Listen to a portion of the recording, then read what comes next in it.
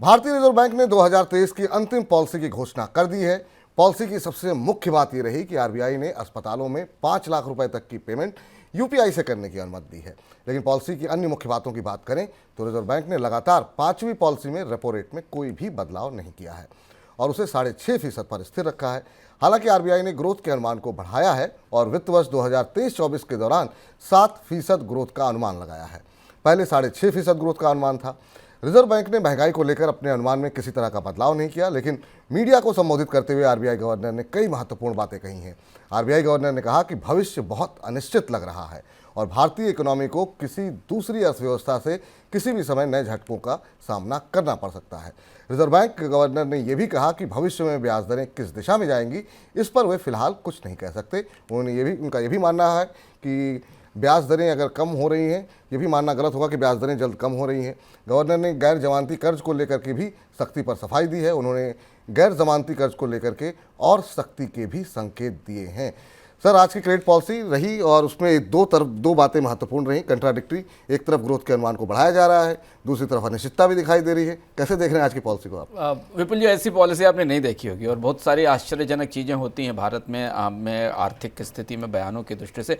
बड़ा दिलचस्प दिन था हमारे जैसे लोगों के लिए। हम लोग जो अर्थव्यवस्था के आंकड़ों को करीब से पढ़ते हैं, दो अलग अलग, एक ही व्यक्ति ने 2 दस्तावेज जारी किए। एक ने प्रेस कॉन्फ्रेंस की और उससे पहले मॉनेटरी पॉलिसी का दस्तावेज जारी हुआ और इस बीच में वित्त मंत्रालय की तरफ से भी वित्त मंत्रालय के एक बड़े अधिकारी की तरफ से भी आकलन आया और 3 अलग अलग तरीके की बातें आज सुबह के 2 घंटे के दौरान भारत की अर्थव्यवस्था को लेकर सामने तैर गई हैं और हम तीनों के बारे में आपको बताते हैं कि आखिर इतना कंफ्यूजन क्यों है भाई।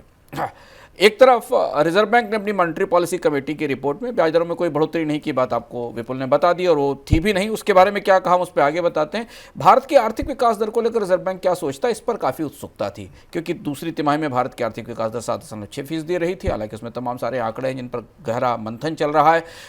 कल उन्हीं आंकड़ों पर भारत की वित्त मंत्री को सफाई देनी पड़ी कि नहीं, ये ग्रोथ केवल एक सेक्टर में नहीं है, सारे जगह से आ रही है। लेकिन आंकड़े उसको नहीं बता रहे थे। एग्रीकल्चर और सर्विसेज सेक्टर में ग्रोथ में गिरावट दिखाई दी थी दूसरी तिमाही में। खैर, मॉनेटरी पॉलिसी की रिपोर्ट, कमेटी की रिपोर्ट में रिजर्व बैंक ने भारत में इस साल के आर्थिक विकास दर के आकलन को 6.5% से बढ़ाकर 7% कर दिया। सरकार ने भी अभी हाल में ऐसा ही कहा था और उसके बाद उसे राजनीतिक रूप से भारत के आर्थिक विकास दर में तेज बढ़ोतरी के आंकड़ों को राजनीतिक रूप से सरकार की तरफ से प्रचारित भी किया गया था।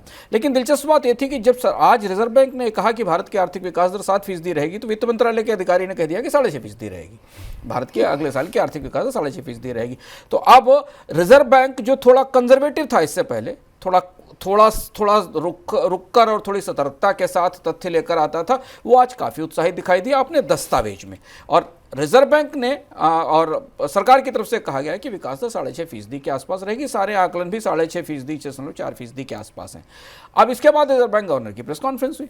उस प्रेस कॉन्फ्रेंस में रिजर्व बैंक गवर्नर ने जो बयान दिया उसका मतलब आप कुछ दूसरा निकाल सकते हैं। उन्होंने कहा कि स्थितियां बड़ी अनिश्चित हैं। उनका शब्द था फ्यूचर इज फिकल, यानी भविष्य बड़ा अनिश्चित है, अर्थव्यवस्था को नए झटके लग सकते हैं, अभी भविष्य के बारे में कोई दिशा निर्देश नहीं दिया जा सकता। अब आप जिस दिशा में खड़े हों उस तरफ से अपनी बात चुन लीजिए। अगर आपको मॉनेटरी पॉलिसी डॉक्यूमेंट के आधार पर देखना है तो भारत के आर्थिक विकास दर को इस साल 7% मान लीजिए। अगर अगर रिजर्व बैंक गवर्नर की प्रेस कॉन्फ्रेंस पर भरोसा करना तो उनका कहना है कि वो कुछ भी नहीं कह सकते कि अगले 6 महीने में दुनिया की अर्थव्यवस्थाओं में, भारत की अर्थव्यवस्था में किस तरीके के बदलाव होंगे। लेकिन भीतर की बात यह कि हम दोनों के बीच का में अगर पहुंचकर इस आंकड़े को समझने की कोशिश करें तो रिजर्व बैंक गवर्नर इस समय आर्थिक विकास दर में जो बढ़ोतरी के ताजे आंकड़े आए हैं, जिनमें बेस नहीं है, जिनमें भी दिखाई देगा आने वाले समय में कितनी ग्रोथ आएगी कि नहीं आएगी, उन्होंने रिजर्व बैंक गवर्नर को थोड़ा स्वीट स्पॉट में पहुंचा दिया। थोड़ी उनकी स्थिति जो असहज हो रही थी उसे सहज कर दिया। कैसे कर दिया? क्योंकि रिजर्व बैंक गवर्नर पर इस बात का दबाव था कि उन्हें ब्याज दर कम करनी पड़ेगी क्योंकि भारत की आर्थिक विकास दर गिर रही है। आपको पता है कि महंगे कर्ज को आर्थिक विकास दर की में गिरावट की वजह माना जाता है। अगर माना जाता है कि कर्ज अगर सस्ता हो तो लोग ज़्यादा कर्ज लेंगे, में ज़्यादा इन्वेस्टमेंट करेंगे और बाजार में मांग आएगी। अब रिजर्व बैंक गवर्नर के पर से दबाव हट गया है, जो उनकी बातचीत से लगा प्रेस कॉन्फ्रेंस में और भाषण में, कि जब आर्थिक विकास दर 7% हो ही गई है तो हमें ब्याज दरें कम करने की जरूरत नहीं है। हम महंगाई से अपनी लड़ाई जारी रखेंगे और ब्याज दरें इस स्तर पर बनी रहेंगी। अब ये आंकड़ा खासतौर से जो दूसरी छमाही में 7% से ऊपर का आंकड़ा दिखाई दे रहा है विकास दर का, इससे हम देखेंगे कि अगले 3 महीने में 4 महीने में क्या स्थिति रहने वाली है।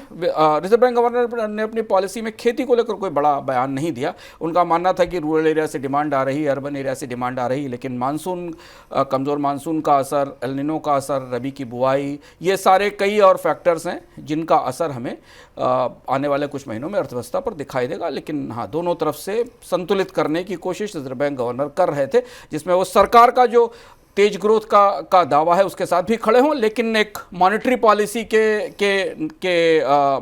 मैनेजर के तौर पर सतर्क भी करते जाएं कि भाई बहुत ज़्यादा उत्साह में जाने की ज़रूरत नहीं है। इसी तरह का संतुलन क्या महंगाई के फ्रंट पे भी देखने को मिला? जो बातें कही गई उससे क्या कुछ मायने निकाल रहे हैं? क्योंकि एक तरफ वो कह रहे हैं कि आगे आने वाले समय में क्या होगा पता नहीं, लेकिन इन्फ्लेशन कम हो गई है, तो इस मायने क्या निकाले जाए उसके? यहाँ रिजर्व बैंक रियलिस्टिक था और वास्तविक था। देखिए, ग्रोथ सुनिश्चित करना वैसे भी रिजर्व बैंक की जिम्मेदारी नहीं है। रिजर्व बैंक की जिम्मेदारियों में मॉनेटरी मैनेजमेंट करना है। ग्रोथ किसी देश की अर्थव्यवस्था में विकास दर कितनी रहेगी, इसमें बहुत सारे फैक्टर्स काम करते हैं। इसमें एक फैक्टर रिजर्व बैंक का भी है, ब्याज दरों का। इसके अलावा सरकार का निवेश, प्राइवेट सेक्टर का निवेश, बाजार में खपत, बहुत सारी चीज़ें एक साथ काम करती हैं। यहाँ रिजर्व बैंक गवर्नर ने महंगाई के टारगेट में कोई बदलाव नहीं किया, ना बढ़ोतरी की ना कमी की। आंकड़े जो हमें दिख रहे हैं अंदर से, ऐसा लग रहा है कि रिजर्व बैंक को ऐसा लग रहा है कि अगले 2 महीनों में, मतलब नवंबर और दिसंबर में, महंगाई 6% के आसपास हो सकती है, क्योंकि उसके आंकड़े बराबर आ रहे हैं, चाहे आप अनाज देखें, दाल देखें या सब्जियों की महंगाई देखें। और इसके बाद की 2 तिमाहियों में, दो महीनों में, यानी जनवरी फरवरी में, हमें महंगाई की दर में शायद थोड़ी कमी दिखाई दे सकती है, लेकिन वो दिखेगी भी इस स्तर पर कि अगर रबी की फसल बेहतर होने वाली है। तो महंगाई को लेकर रिजर्व बैंक गवर्नर अपने निर्णय पर कायम थे। ग्रोथ बढ़ेगी पर महंगाई घटेगी कि नहीं घटेगी, उन्होंने स्पष्ट रूप से कहा। और इसके साथ ही उन्होंने ये भी कह दिया कि महंगाई को लेकर हम रिलैक्स नहीं हो सकते, हम इसे लेकर बेफिक्र नहीं हो सकते, क्योंकि महंगाई को लेकर कई सारे दबाव बने हुए हैं। इससे पहले भी रिजर्व बैंक की तरफ से जो दस्तावेज, बयान आते रहे हैं पिछली मौद्रिक नीति से मौद्रिक नीति के बीच में, उसमें खाद्य महंगाई को लेकर चिंता बनी हुई है। बट अब भीतर के दस्तावेज को जब पढ़ें और लाइनों के बीच में जो लिखा रहता है, जिसको हम बिटवीन द लाइन्स कहते हैं, रिजर्व बैंक की सबसे बड़ी चिंता इस मॉनेटरी पॉलिसी के दस्तावेज में दिखाई देती है कि जो फूड इन्फ्लेशन है वो नॉन फूड कैटेगरी तक ना बढ़ जाए, क्योंकि खाद्य महंगाई को रोक पाने में रिजर्व बैंक पूरी तरह असफल रहा है। और अगर वो महंगाई फिर नॉन फूड कैटेगरी में आ गई तो फिर कोर महंगाई, जो कोर इन्फ्लेशन जिस पर थोड़ा नियंत्रण है, वो बेहात हो सकता है। तो महंगाई को लेकर चिंता कायम है और बनी हुई है, और रिजर्व बैंक उस मामले में अपने लक्ष्य में को नहीं बदल रहा है। ग्रोथ के लक्ष्य को उसने सरकार के ताजे बयानों के बाद बदल दिया है। जी, महंगाई की बात सर, ब्याज दरों को लेकर के जो कुछ भी कहा गया उसके क्या कुछ मायने निकाले जाएं, क्या मतलब निकाले जाएं? यहाँ रिजर्व बैंक गवर्नर और 2 टूक थे। देखिए, आज रिजर्व बैंक गवर्नर के 3 चेहरे थे। एक चेहरा था जहां वो पॉलिटिकल नैरेटिव के साथ चुनाव की तरफ जाती हुई सरकार अच्छी ग्रोथ का दावा कर रही है, उसके साथ वो खड़े दिखाई दिए। दूसरा उनका मॉनेटरी मैनेजर का, मौद्रिक पॉलिसी के नियंत्रक का जो था, वहां वो काफ़ी तथ्य और सैद्धांतिक रूप से खड़े थे। और तीसरी जगह वो बेहद सख्त, हॉकिश, गवर्नर जैसे बिहेव करता वैसे करते। तीसरा जो बयान उनका था वो काफ़ी महत्वपूर्ण था। उन्होंने कहा कि मैं जो कह रहा हूं उसका मतलब ये ना समझा जाए कि ब्याज दरों में कमी होने वाली है। उन्होंने स्पष्ट रूप से कहा, इसे इसलिए समझने की कोशिश ना करें, स्टेटस को कमी का संकेत नहीं है, न्यूट्रल स्टेंस कमी का संकेत नहीं है। यानी आप वो सारे लोग जो इस कार्यक्रम को देख सुन रहे हैं, रिजर्व बैंक की पॉलिसी देख रहे थे, रिजर्व बैंक गवर्नर ने अपने कार्यक्रम में ये जिक्र किया था कि किसी एयरपोर्ट पर जा रहे थे तो पॉलिसी के बारे में उनसे किसी सिक्योरिटी गार्ड ने भी सवाल पूछा था, उनको फ्रिस्किंग करते हुए। तो उनका कहना था कि बहुत सारे लोग अब बहुत सारी आर्थिक विषयों पर रुचि लेने लगे हैं। तो वो सारे लोग जो इसे देख सुन रहे हैं, उनके लिए रिजर्व बैंक गवर्नर का स्पष्ट रूप से संदेश था कि यथास्थिति लंबे समय तक बरकरार रहेगी, ब्याज दरों में कमी की कोई गुंजाइश नहीं। और ना वो यहां बैठकर स्पष्ट रूप से उन्होंने कहा कि हम ऐसा कोई संकेत नहीं दे रहे हैं कि आने वाले समय में ब्याज दरें कम होंगी। ऐसा उन्होंने क्यों कहा विपुल? क्योंकि वो जान रहे हैं कि शेयर बाजार में एक खास किस्म का उत्साह बना हुआ है, तेजी से बना हुआ है।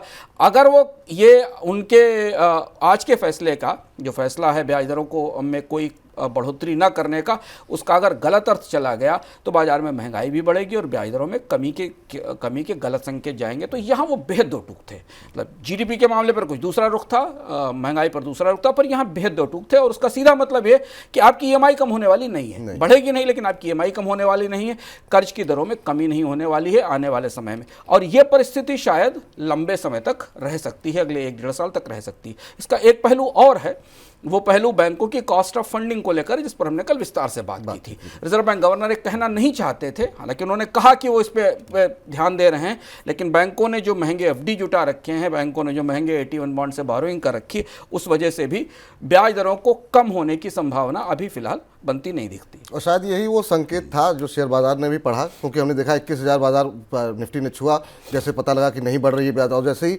चीज़ें आगे प्रेस कॉन्फ्रेंस बढ़ी, ऊपरी स्तरों से बाजार हल्का होता हुआ थोड़ा। हाँ, तो रिजर्व बैंक गवर्नर ने उस बाजार को सुनाने के लिए कहा था कि आपको इतना भी उत्साहित होने की जरूरत नहीं है कि अगर पॉलिसी में स्टेटस को है, ब्याज दरों में कमी नहीं की गई है। और शायद यही वजह थी कि रिजर्व बैंक गवर्नर ने भेद दो टूक ढंग से यह बात कही। तो इसलिए जो लोग भी आज से 6 महीने साल भर के लिए बचत कर रहे हैं या कर्ज ले रहे हैं, उन्हें यह स्पष्ट रहना चाहिए कि ना तो उनकी जमा पर ब्याज दर कम होगी, उनको भी अच्छा रिटर्न मिलता रहेगा अगर एफडी में उन्होंने पैसा लगाया। हालांकि उनकी महंगी एफडी बैंकों के पैरों में पत्थर की तरह बंध गई है, और जिन लोगों को कर्ज लेना है उनकी EMI भी कम होने की कोई गुंजाइश फिलहाल अगले 6 महीने और 8 महीने तक नहीं दिखाई देती। और रिजर्व बैंक गवर्नर ने संकेतों में यह बात भी कही पॉलिसी के भीतर, और अगर उनके बयान को मिलाकर देखें कि यह दौर थोड़ा लंबा चल सकता है, यह प्रोटेक्टेड स्टेटस को हो सकता है, यानी पूरे अगले साल, हम दिसंबर में खड़े हैं, जनवरी से लेकर अगले साल जुलाई अगस्त तक ये स्टेटस को बना रह सकता है। ब्याज दरों में बढ़ोतरी नहीं होगी, लेकिन कमी की गुंजाइश नहीं। सर, ये 3 महत्वपूर्ण पहलुओं पे बातचीत हो गई। एक और पहलू था, वो है जिस पर हम लगातार मनी सेंटर में चर्चा कर रहे हैं, वो है गैर जमानती कर्ज। उसको लेकर के जो कुछ कहा गया, उससे क्या कुछ संकेत निकल के आ रहे हैं? ये सबसे महत्वपूर्ण पहलू था, इसको लेकर काफ़ी उत्सुकता थी, हमारी भी उत्सुकता थी, क्योंकि भारत में सबसे ज़बरदस्त चुनौती इस कनेक्टेड लेंडिंग या गैर जमानती कर्ज को लेकर, अनसिक्योर्ड लेंडिंग को लेकर है। और इसलिए रिजर्व बैंक को बैंकिंग उद्योग, फिनटेक कंपनियां, तमाम लोग बेहद उत्सुकता के साथ रिजर्व बैंक गवर्नर को सुनना चाहते थे। रिजर्व बैंक गवर्नर ने बड़ी महत्वपूर्ण बात कही, और 2 बेहद महत्वपूर्ण बातें कही, जिनका आप संकेत अपने तरह से समझ सकते हैं कि भारतीय अर्थव्यवस्था पर उसका क्या असर होगा। उन्होंने कहा कि हम सोते नहीं रह सकते और आग लग जाए, हमें कुछ ना कुछ तो करना ही पड़ेगा। तो किस आग का जिक्र कर रहे थे? वो उस आग का जिक्र कर रहे थे कि वो अनसिक्योर्ड लोन जो बैंकों में, NBFC में और फिनटेक ने बांट रखे हैं और जिनका पोर्टफोलियो लगातार बढ़ता जा रहा है, वो बैंकों के लिए खतरा है। हम लगातार मनी सेंटर में आपको बता रहे थे रिजर्व बैंक का सबसे बड़ा डर क्या था। आज रिजर्व बैंक गवर्नर ने अपना डर बता दिया कि ये कर्ज भारत के बैंकिंग सेक्टर के लिए सबसे बड़ी चुनौती बन चुके हैं और इन्हें रोकना जरूरी था। तो उन्होंने कहा कि हमारी जिम्मेदारी है कि हम बैंकिंग सेक्टर को किसी खतरे की तरफ जाने से रोकें, और इसलिए उन्होंने इस कर्ज पर सख्ती की। पर वो यही नहीं रुके, रिजर्व बैंक गवर्नर ने अपने बयान में यह भी कहा कि अभी तो ये शुरुआत है, जरूरत पड़ेगी तो आगे और भी सख्ती की जाएगी। यानी बैंकों के लिए स्पष्ट रूप से निर्देश है कि वो अनसिक्योर्ड क्रेडिट नहीं करेंगे, और करेंगे तो उन्हें और ज़्यादा पूंजी की व्यवस्था रखनी पड़ेगी। और ये संकेत उस फैसले के बाद आया जो फैसला लागू हो चुका था, यानी बाजार को ये बड़ा स्पष्ट रूप से संकेत है कि भारत की फिनटेक कंपनियों के लिए आने वाली 6 महीने चुनौती भरे हो सकते हैं। और शायद रिजर्व बैंक गवर्नर की इस बात से पहले बैंकों ने कल फिनटेक कंपनियों को स्पष्ट रूप से निर्देश भी जारी कर दिए कि वो छोटी राशि के अनसिक्योर्ड लोन देना बंद कर दें। और वही वजह थी कि कल हमने पेटीएम की बाजार में ये हालत देखी।